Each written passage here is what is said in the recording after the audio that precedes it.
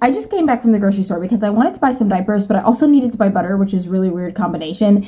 And as I was standing there looking at the diapers and I was comparing like the one that they have on sale versus the one that we typically buy, some old guy who's probably like 80 or 90 years old walks up to me and he says, wow, those diapers are so expensive. Aren't they so expensive? And I respond by saying, yeah, these diapers are actually kind of expensive. And he started telling me how back in his day, diapers were not that expensive and that they were a lot cheaper. And I said, I can imagine that, but yeah, they are very expensive. So then he proceeds to say, do you have some time? And I was like, I said, excuse me? He said, well, are you married? And I said, yes, I'm just not wearing my ring today because I actually took it off last night because my hand was swelling and blah, blah, blah, blah, blah. And I'm not wearing it today because of that. And so anyway, he just looks at me and he goes, okay. And then I'm continuing to look at the diapers because I'm minding my own business. And he goes, well, do you have some time today? Are you free? Do you have some free time? And I said, for what? Right? For what? What can I possibly have free time for?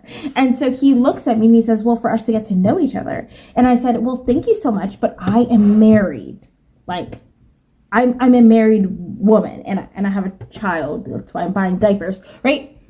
And he said, well, you're just so beautiful. And I said, thank you, sir. But again, I'm married and I have a child. Okay, have a great day. So he proceeds to walk away and all these things, but it got me thinking, what if we were that bold when it came to our businesses? What if we were that confident about our businesses that we could just say to a random person, hey, are you in need of this service? Sometimes we miss shots that we don't take because we don't ask. Even the Bible is so clear and it says, you have not because you ask not. And granted, that is talking about prayer, but that can also apply to a lot of other things. We have not because we ask not. How many times have we asked a potential client if they are actually interested in our offer, especially if they've made an indication that they're interested? Granted, I made no indication that I was ever interested in this guy at the grocery store because I'm a married woman and I'm not flirting with anyone, yet alone I'm not flirting with a 90-something-year-old man, okay? That is just truth. I love my husband. I am happily married, and that is that. But on a flip note, when it comes to business,